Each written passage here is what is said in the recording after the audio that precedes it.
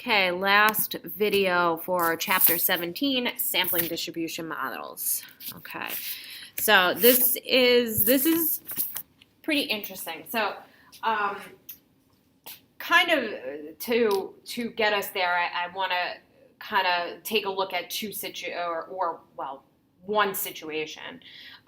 So the thing here, guys, is that actually most population distributions are not normal at all. Okay. However, we end up using a normal approximation when it comes to the sampling distribution. So that's what we're going to kind of talk about now. So what you're looking at up here are two distributions, both showing household earnings. Okay, so the one distribution here is dealing with your population, where here would just be a sample. Okay, so you can see with your population that it's strongly skewed. Okay, it's not normal at all. Where your sample looks approximately normal for a distribution.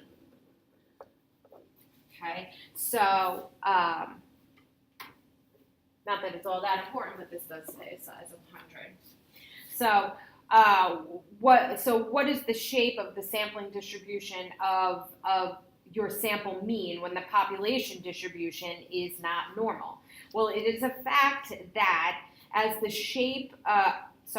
sample size increases, the sample distribution of your sample mean will change shape.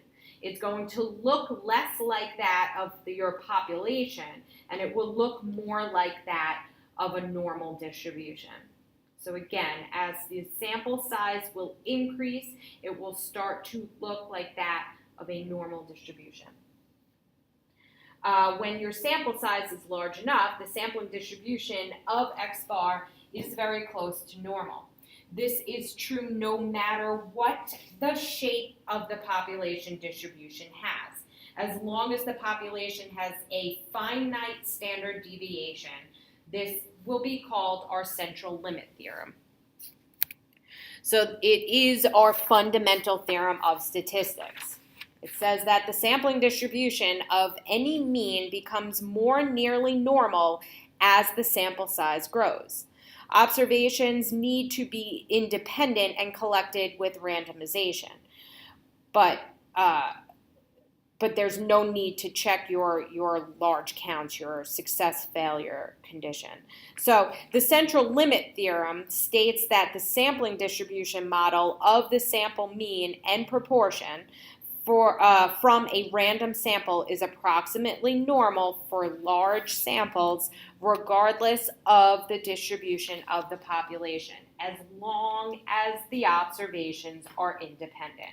So how large a sample is needed for a sample distribution to be normal will depend on the population distribution. The more observations are required if the shape of the population distribution is far from normal. So just one quick example, and we are,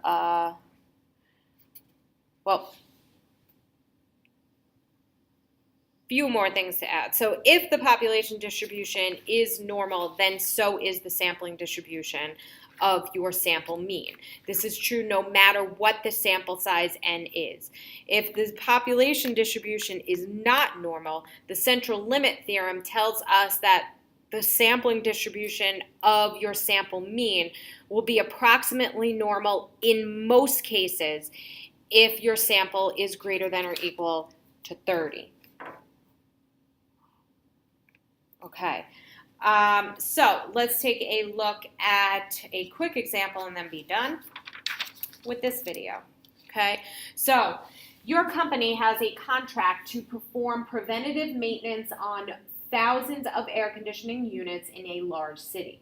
Based on service records from the past year, the time in hours that a technician requires to complete preventative maintenance on an air conditioning air conditioner follows the distribution that is strongly right skewed and whose most likely outcomes are close to 0. The mean time is 1 hour and the standard deviation is 1. In the upcoming week, your company will service an SRS of 70 air conditioning units in the city. You plan to budget an average of 1.1 hours per unit for a technician to complete the work. What is the probability that the average maintenance time X for 70 units will exceed 1.1 hours? If you could just bear with me 1 second, I'm going to get a blank slide so I can do my work on it.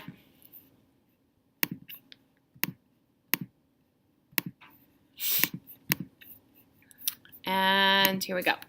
Okay, so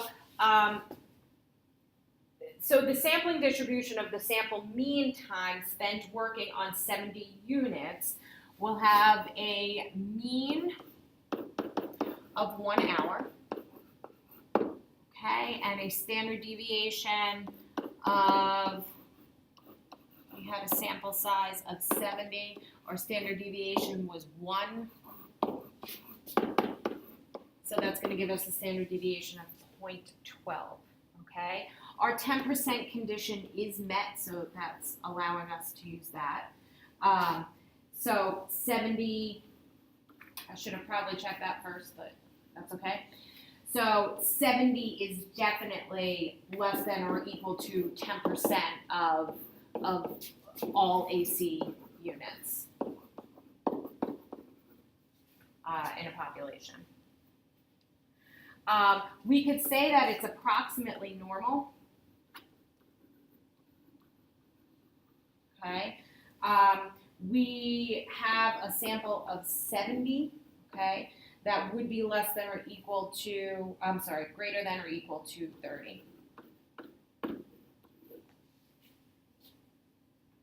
for a sample size. So if we're using a normal distribution with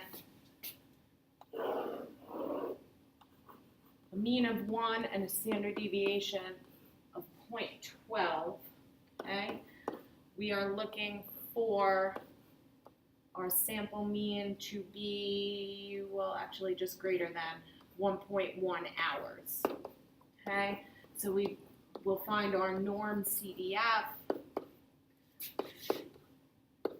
1.1 is our lower boundary, 1,000 our upper boundary, 1 is our mean, 0.12 is our standard deviation, will give us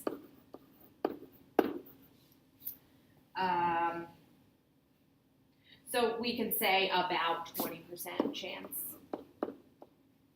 Okay, so if you budget 1.1 hours per unit, there is about a 20% chance that the technicians will not complete the work within the budgeting time. So they would have to assess whether the risk is worth taking or should they schedule more time for the work. And that is it.